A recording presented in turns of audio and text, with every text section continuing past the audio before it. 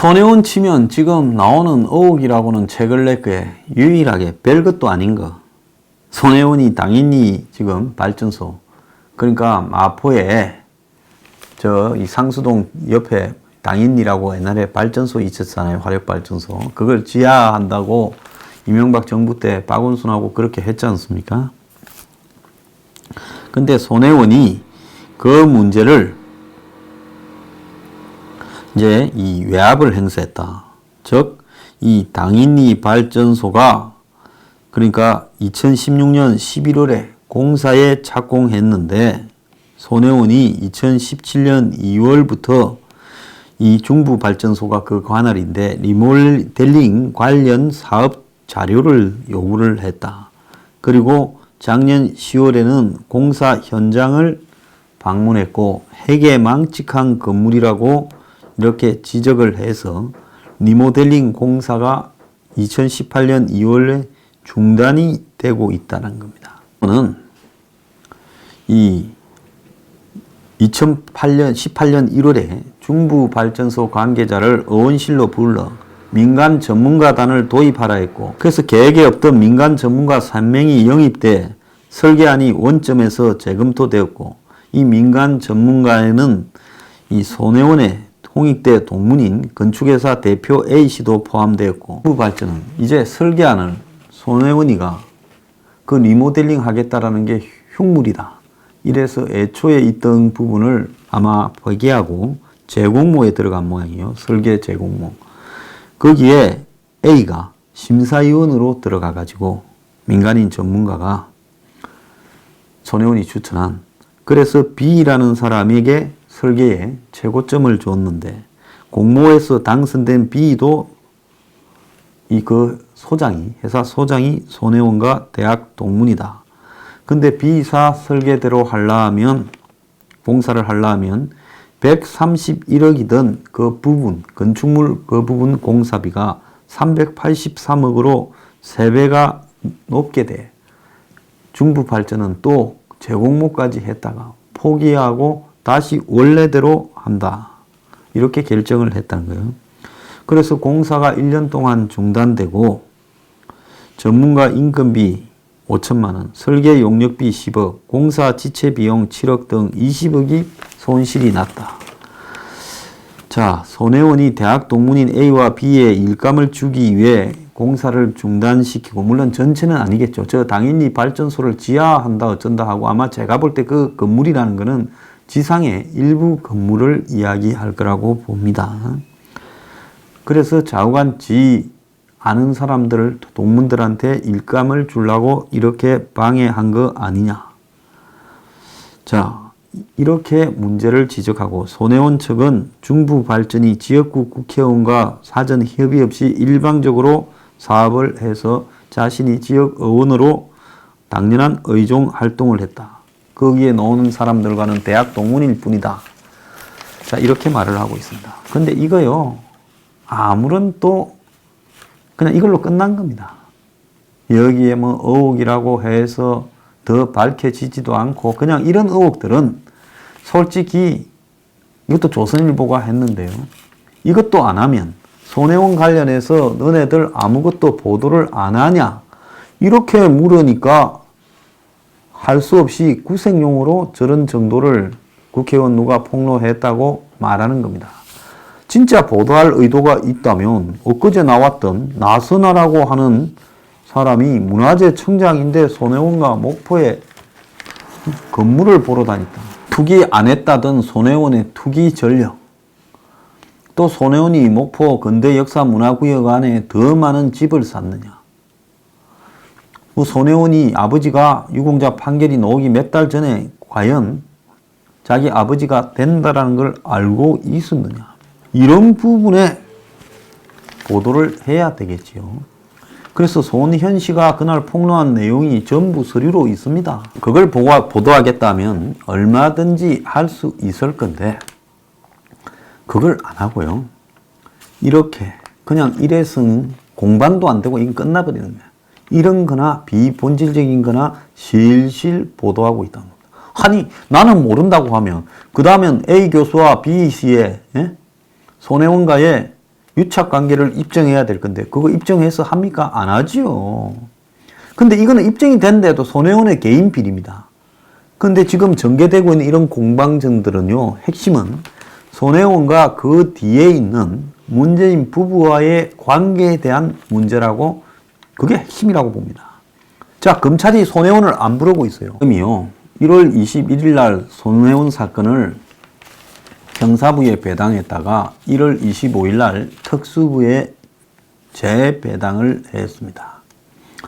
자, 형사부는 전에도 이야기했지만은 담백하게 그냥 있는 그대로 범죄 사실을 조사하는 데고, 검찰의 공안부, 특수부 이런 데는 정치적으로 눈치 살살 보면서 출세하고 싶은 검사들이 많이 가 있는 데입니다.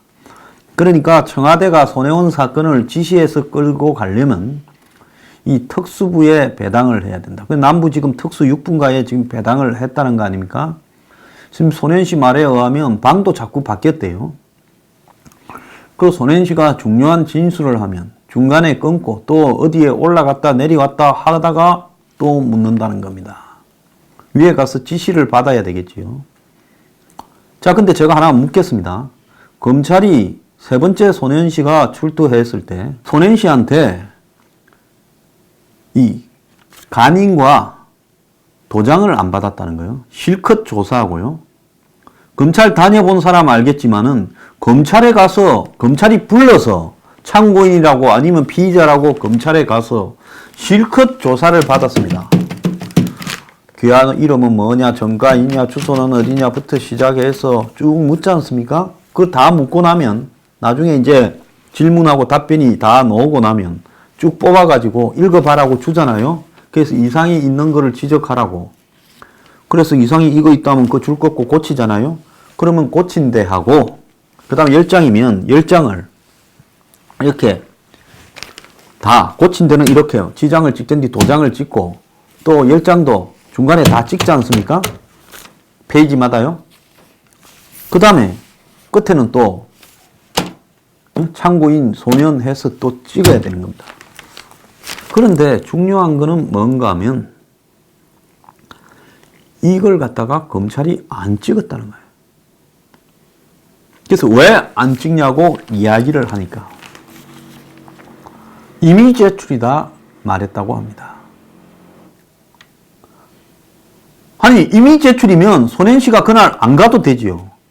근데 금요일날 나오라고 하루 전날 통보를 했다. 저는 그래 들었어요. 그러다가 그날 자살 소동까지 벌이고 월요일날 기피코 불러내가지고 차비도 없다는 사람을 실컷 묻고는 그 다음에 뭘 해요? 도장도 안 찍더라는 거예요. 이미 제출이다. 그거는 내가 그냥 참고 자료 갖고 가서 검찰 보고 이거 참고하세요라고 주는 게 이미 제출이에요. 검찰이 질문하고 참고인이 답변을 해놓고 이미 제출이라고.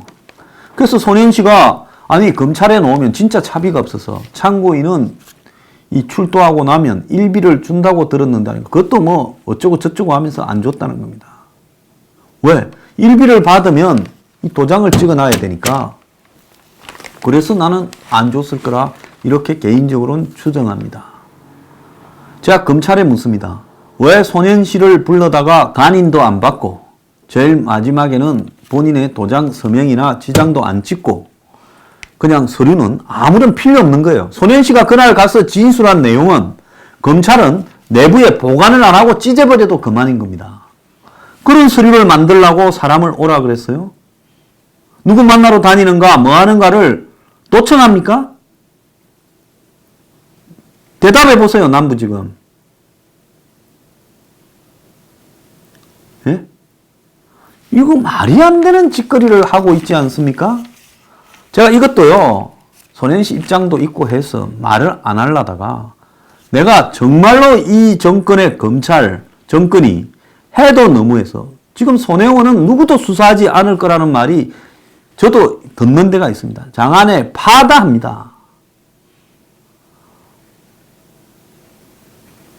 저는 손혜원 씨를 보면 이제는 검찰에 가지 말라고 이야기를 하겠습니다. 너네들 불러가지고는 이제 더 물을 게 없으니 실컷 물어가지고 쳐놓고는 도장도 안 찍고 사람을 다시 내보내놓고 예?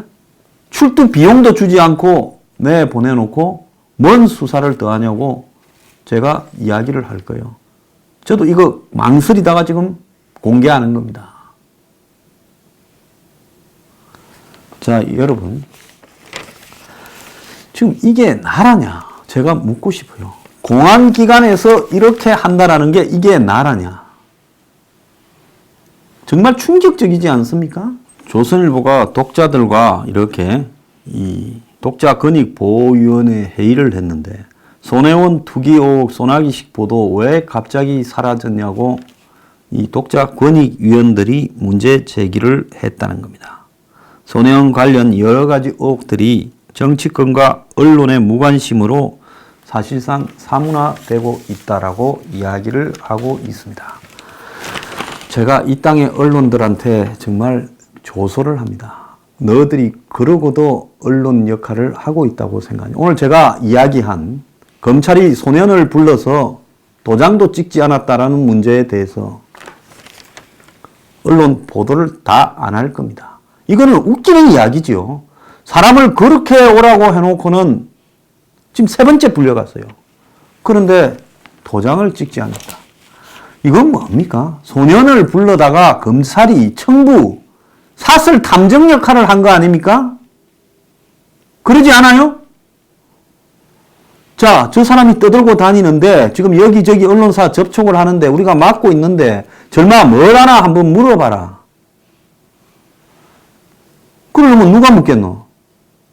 기자로 가장해서 접근을 하거나 아니면 옛날엔 그런 일이 있었어요. 요즘은 그 굉장히 위험할 수 있으니까 이제는 그렇게 잘 못하겠죠.